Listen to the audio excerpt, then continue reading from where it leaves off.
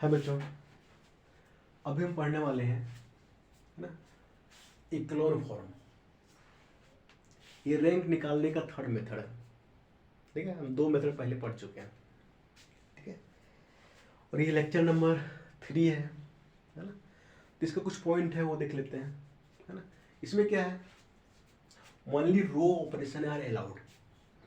Echelon form में क्या करते हैं, ओनली हम रो ऑपरेशन करते हैं, है ना, कॉलम ऑपरेशन हम नहीं करते हैं, है ना। हम रो को आगे पीछे मल्टीपल करते हैं, ठीक है, रो में, है ना।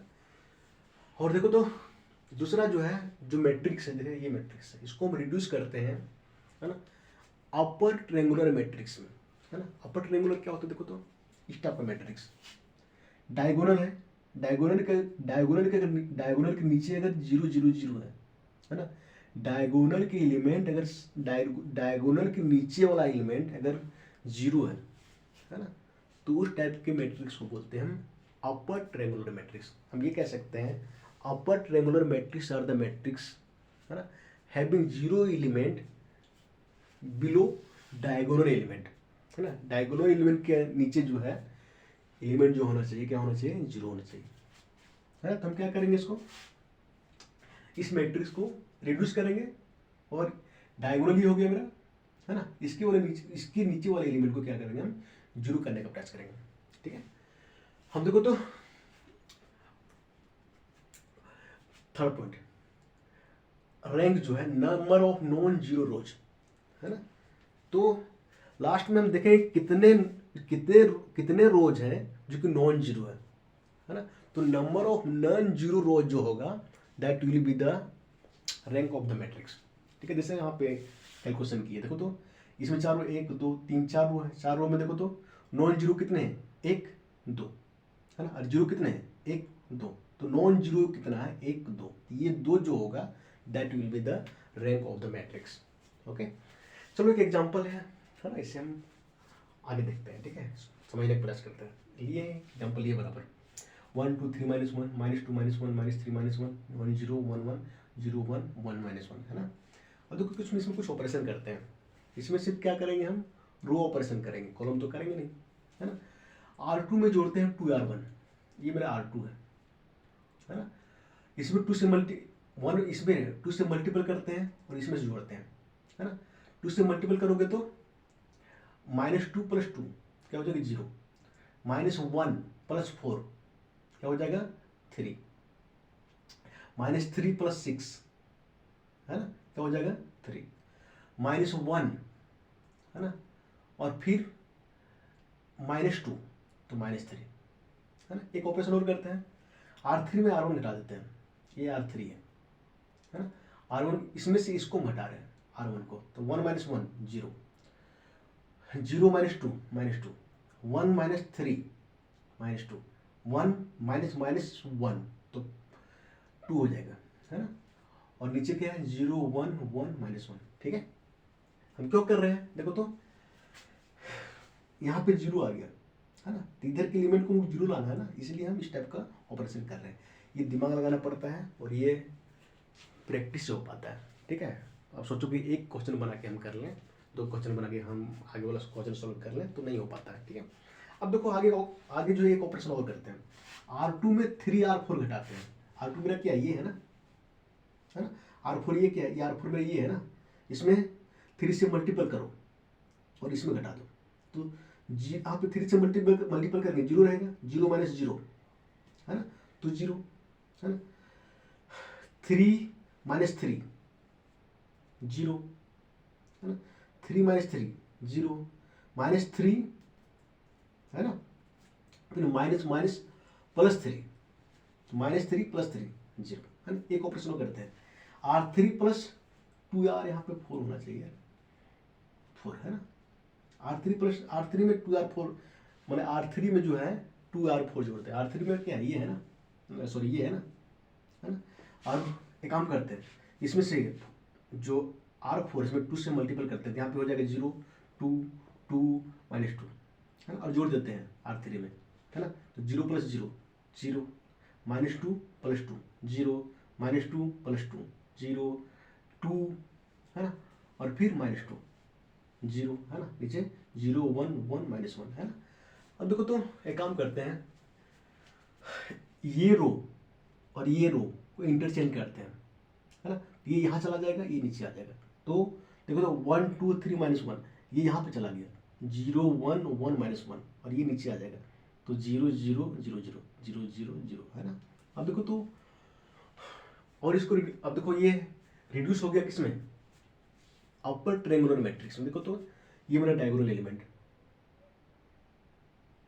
है ना, और नीचे सब एलिमेंट 0, है ना। इसी को बोलते हैं अपर ट्रायंगुलर मैट्रिक्स, है ना। अब यहाँ पे देखो तो कितने रो हैं जो नॉन जीरो है ना। देखो ये एक रो ये हो गया, एक ये हो गया, जो कि नॉन जीरो रो है। बाकी ये दोनों है जीरो रो है ना। नॉन जीरो बोलने का मतलब यहाँ पे 1 है, -1 है, 1 है, 1 है, जीरो है क्या? इस रो में जीरो है क्या? सभी जीरो है क्या? नहीं, है ना। अगर इस रो किसी भी रो में एक भी नॉन जीरो एलिमेंट है तो हम उसको बोलते हैं नॉन जीरो। देखो नॉन जीरो रो जो है वो 2 है, 1 2, तो इस मैट्रिक्स का जो रैंक हो गया वो 2 हो गया। कितना हो गया? 2। ठीक है, चलो हम मेथड 4 पढ़ते हैं, है ना। ये डिफिनेशन से है ना। और ये मेथड जो बड़ा सिंपल है, ठीक है। जब भी हम गेट का एग्जाम देते हैं, अदर एग्जाम देते हैं, कम्पिटिटिव एग्जाम, तो इसी मेथड का यूज करते हैं, ठीक है। यूनिवर्सिटी के एग्जाम में ये जो पहले पढ़ा 3 मेथड पढ़ाए हैं उसको यूज करते हैं, और ऑब्जेक्टिव क्वेश्चन जो बनाने के लिए जनरली हम ये मेथड यूज करते हैं, है ना। तो रैंक ऑफ मैट्रिक्स जो है क्या होता है, is defined as the order of largest square matrix having non zero determinant. एक डिफिनेशन इसका और होता है ना। एक लार्जेस्ट स्क्वायर मैट्रिक्स का ऑर्डर क्या है, ध्यान से सुनना। लार्जेस्ट स्क्वायर मैट्रिक्स का ऑर्डर क्या है जिसका डिटरमिनेंट जीरो के बराबर नहीं है ना। एक स्क्वायर मैट्रिक्स है ना, अगर उसका डिटरमिनेंट जीरो के बराबर नहीं है, जो उसका ऑर्डर है ना, वही उसका रैंक हो जाता है ना। समझते हैं एक एग्जांपल से, ठीक है।